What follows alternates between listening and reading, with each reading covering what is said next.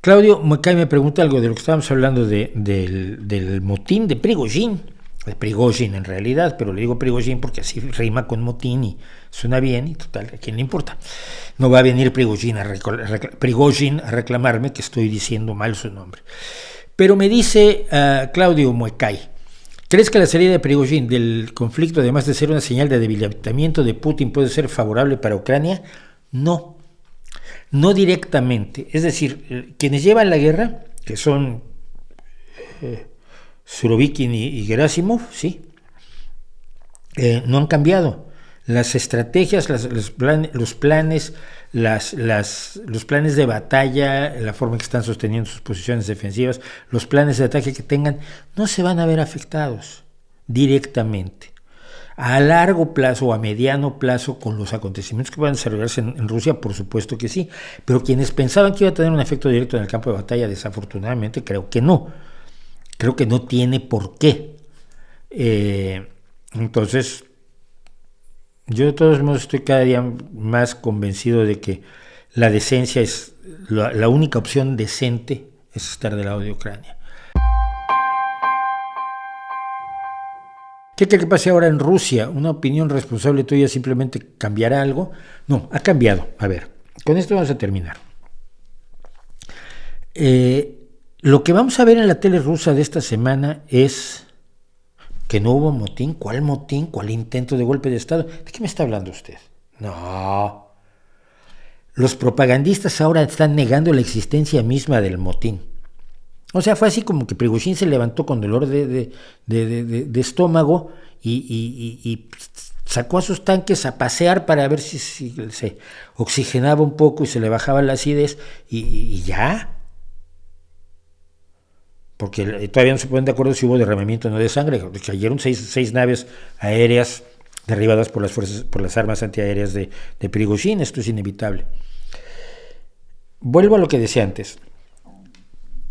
El pueblo ruso ha estado convencido, en gran medida, de que no hay nada que hacer, que el poder de Putin es tan omnímodo, tan absoluto, tan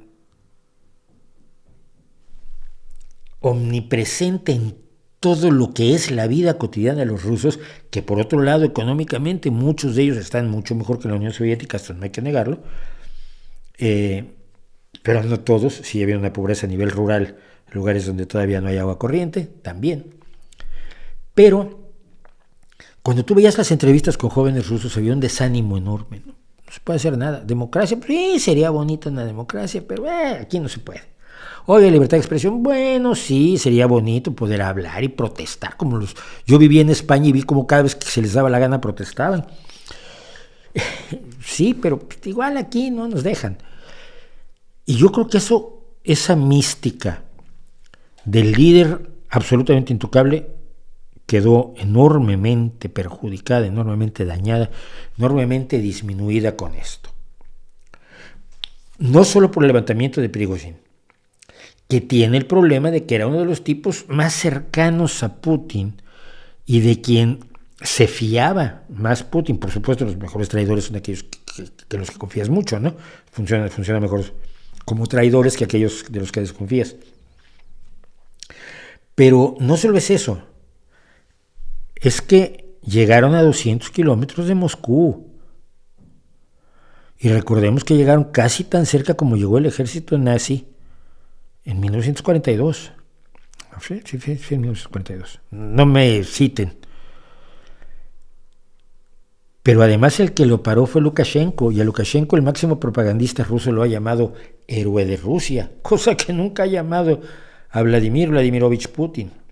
En la tele rusa vamos a ver cómo algunos dicen, bueno, pero el héroe no fue Lukashenko, el héroe fue Putin. Ay, sí, es Putin. Es un arrastramiento, un reptar tan aterrador, pero la ilusión se ha roto. Es decir, se ha visto al mago detrás de las cortinas como en el Mago de Oz.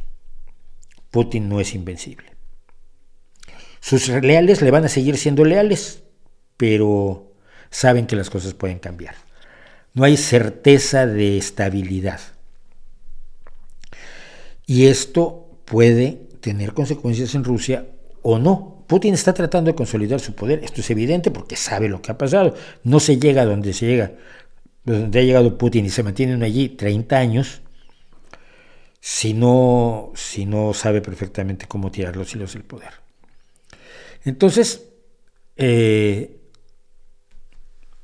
lo que sabemos es que ha habido ese cambio. ¿Qué pueda significar este cambio? ¿Hasta dónde pueda desarrollarse o no? No lo sabemos. Si hay un relevo en el poder, finalmente, si esto se descompusiera hasta que haya un relevo en el poder, sigue siendo problemático el hecho de que no va a ser un relevo en un giro hacia la democracia, las libertades y la